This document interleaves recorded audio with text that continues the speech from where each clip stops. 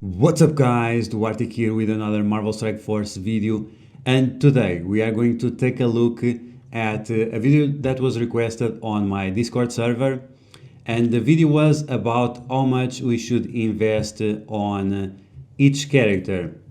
So we are going through baselines to which you should follow in order to have the most potential out of the character without investing in them way too much. And we are going to be using this list that you can see in on the right side of the screen. This list was made by Casino. You can find this list and other infographics on his Discord server. You will find the link for his Discord server in the description. And if you find the information on this video important, as resource management is very important in this type of games, make sure you share it with your friends. If you are new to my channel, make sure you subscribe. So yeah, let's get started. And the baseline for any character, like the minimum you should invest in them, is to raise them to level 45, and that is going to make them decent enough that you can try them out on Blitz. You will have access to the abilities 5, 4, 4, 3. Overall, that gives you a good feeling of the character, if you like him or not, if you like his team or not. And there are very few characters that have no value, so even bringing them to this point is pretty much useless. And that would be, for example, Merc Sniper, Merc Soldier, Ravager Boomer, Ravager Bruiser. You can still do it, but it's pretty much pointless. Right now, A Monstrosity and Aim Effector also don't have a team. So those characters that don't have a team, or the teams are just way too weak to do anything with them, those characters don't even bring them beyond level 45. Now, one thing you have to remember is that the more you level up, the more the cost increases. So it's like an exponential cost. And the amount of gold you need to get a character to level 45, it's usually around 200,000 or 300,000. But then the next step where you want to level them to is to level 60. And that will increase from 200, 300,000 to 600, 700,000. So it increases quite a lot, and you can see this. For example, from level 70 to level 75, it increases by 2 million or even more. It's just insane. So you have to be very specific with which characters you want to level up beyond certain levels. So, but the baseline for any character, except these very few I mentioned that have no teams or they have no good value on the current meta, is level 45 and gear tier 8. The ability is 5, 4, 4, 3. Now, when you want to go beyond that, and when you want to start unlocking legendaries and events and things like that, events like the payday event or the catalyst event, then the baseline becomes level 60 and gear tier 9. That will allow to unlock most legendaries. You will have enough power to beat the events. Usually you want to do, in terms of the abilities, you want to do 6, 6, 6, 4, but not all characters require that. You need to check if it increases damage, if it has overall a value that it brings to the character. If, for example, you have a character like Hawkeye, for example, this ability, it costs 40,000 gold, but the utility of the ability is not that great. So you might want to skip a few abilities that you see that they don't bring a huge benefit to you, and therefore you'll save a lot of gold based on that. So the second baseline, it's going to be level 60, gear tier 9, 66664, unless you see that one of those abilities are not very useful. Now the third baseline, and this is when you want to start doing alliance wars a little bit more competitively, is level 65, and that will allow you to gear up your characters up to gear tier 12. And you really don't want to bring any character beyond gear tier 12, because that will require orange gear, and orange gear is extremely rare. And not only the fact that it is rare, it also requires a lot of items like For example, ABCs, which is the purple items that you need for your characters, you need like 300. But the SBCs, which is the counterpart for the orange gear, you will need 600 to 1000. So you can see, not only it's harder to get them, their price is way higher also on the store, and you need so much more of them that it's just unfeasible to deal with it. So you really want to limit the amount of characters that you take beyond gear tier 12, and that's why it's a good standard when you are doing Alliance Wars to keep your characters at gear tier 12. And once again, level 65, that will not allow you to unblock all the abilities to make them at 7775, but not many characters need those abilities, so that's where you can also save T4s, you can also save gold and so on. Usually the passives are decent, so that's why it's nice that you are up to level 65, because you'll be able to unlock those passives in case they are required. Now, one situation about war and that we need to consider in terms of leveling up characters is that some characters win matches and other characters don't win matches. Other thing that we have to take in consideration is characters that apply a lot of negative effects. For example, like Cyclops, like Pyro. In characters like those, you want to level them up to level 71, but still keep them at gear tier 12 so you don't spend those extremely rare orange materials. And this is because those characters, those specific characters, they require a lot of focus for their abilities to work, to apply slows, to apply defense downs, to apply bleeds and so on. So it's going to be very important that you have the extra focus that is provided to your characters when you level them up from level 70 to level 71. So a few characters that you should consider doing this, we have on the X-Men team that we are looking at the right now. We have them on the second place. Characters that will benefit from this. We have Cyclops and we have Phoenix. Beast also to some degree, but because he's not farmable right now, you don't want to do that. And that's something that you also have to consider. Is the character farmable? If you have a character only at 2 yellow stars and 2 red stars, there is no point in leveling them up to level 71 or level 70 because they will be extremely weak because they don't have the stats from the stars. So you have to consider, is the character farmable or somewhat linearly obtainable?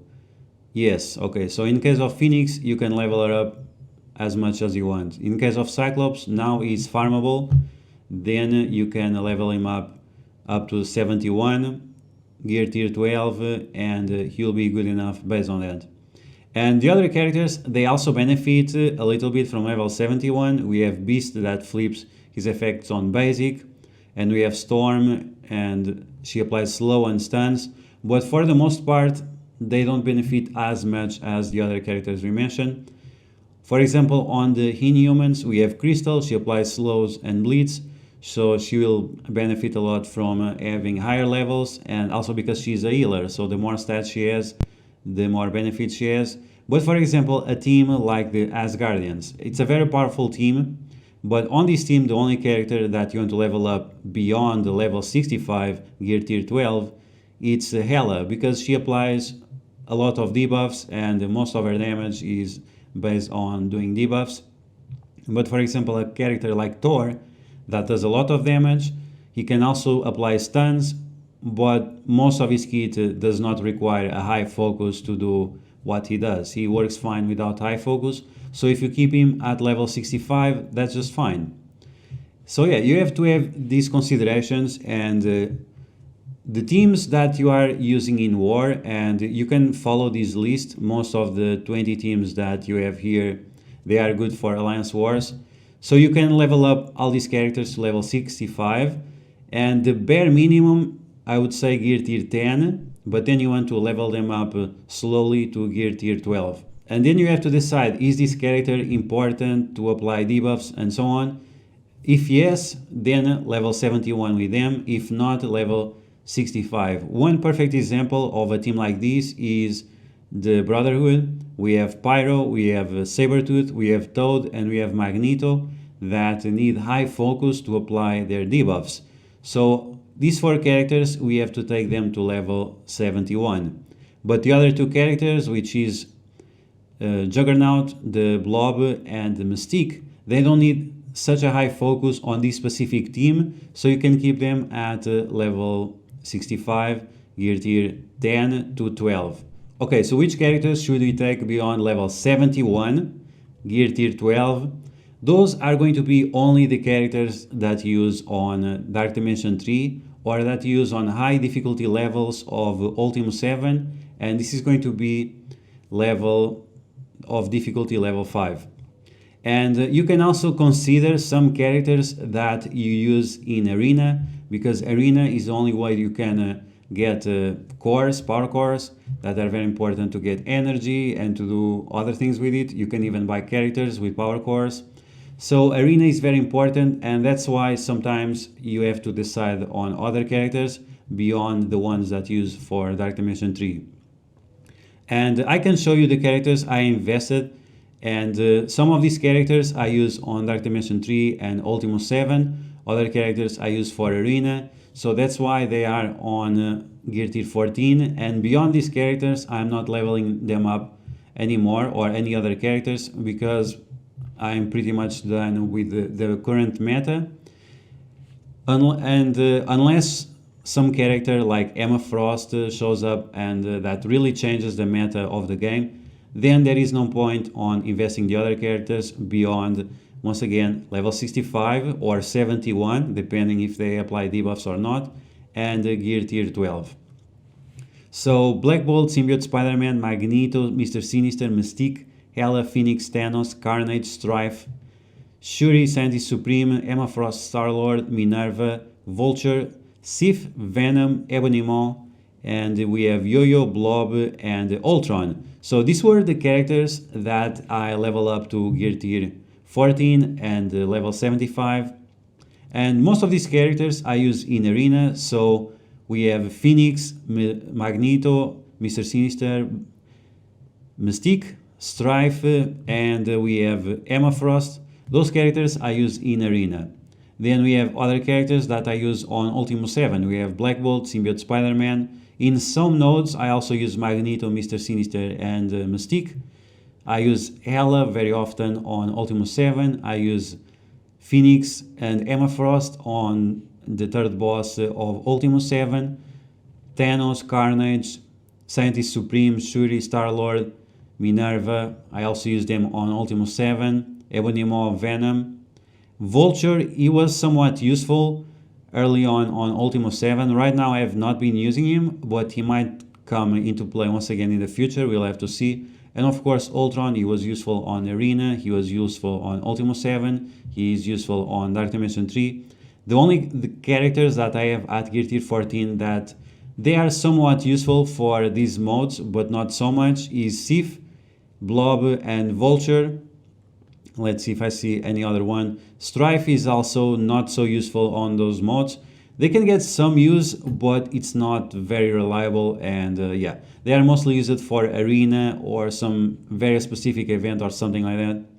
And beyond these characters, there are not many that you should level up to Gear Tier 14. You can do all the game modes in the game with these characters, and I will be uploading a new team for Ultimo 7 difficulty 5, a 5-man only team that can beat most nodes, or all nodes except the boss number 3 and the boss number 4 from both lanes, from the middle lane and from the side lanes. It cannot one-shot it. We use a different team to one-shot that node, but we'll talk about that in another video. Okay guys, so that's gonna be the video, a baseline of how much you should invest in each character. The bare minimum, Gear Tier 8, level 45 and abilities 5, 4, 4, 3. Then you want to level up characters that are within the meta or that unlock legendaries or challenges to level 60, Gear Tier 9, and most of the abilities 6, 6, 6, 6, 4. But if you see one ability is just a waste of gold, don't do it. Then when you want to get serious with Alliance Wars, you level the characters to level 65, and then you gear them up to gear tier 10 and slowly build them up to gear tier 12. If the characters apply a lot of debuffs on Alliance Wars, like Pyro, like Sabertooth, like Cyclops, then you want to level them up to level 71 because they will need that extra focus to do all their abilities efficiently. Then beyond the level 71 and gear tier 12, only the characters that you main for Ultimus 7 on higher difficulties or on Arena or on Dark Dimension 3. And make sure you check out this type of infographics. Once again, this is from Casino. You can find the link for his Discord in the description where he has other infographics there. You want to check out these lists, this type of lists, to make sure you are investing in the right characters for Dark Dimension 3 and for Ultimus 7. You can always check my videos. I have plenty of videos showing which are the best teams for Ultimus 7. And the best thing you can do is to take a look, for example, at a node. You check out the global results and you see which characters people are using. Then you just try to align all the characters together and make 10 or 15 characters that are useful overall. And you can always ask me for advice. I'll be glad to help out. So yeah guys, that's gonna be the video. I hope you guys enjoyed. If you did, you know what to do. You smash that like button, like the gold crunch.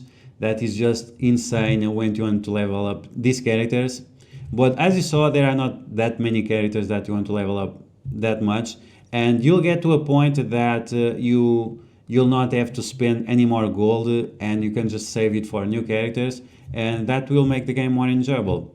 Once again, if you find this information helpful, make sure you share it with your friends on Discord, Facebook, and so on. You can find, once again, the link for Casino's Discord in the description of the video. If you're new to my channel, make sure you subscribe, and I will catch you guys later.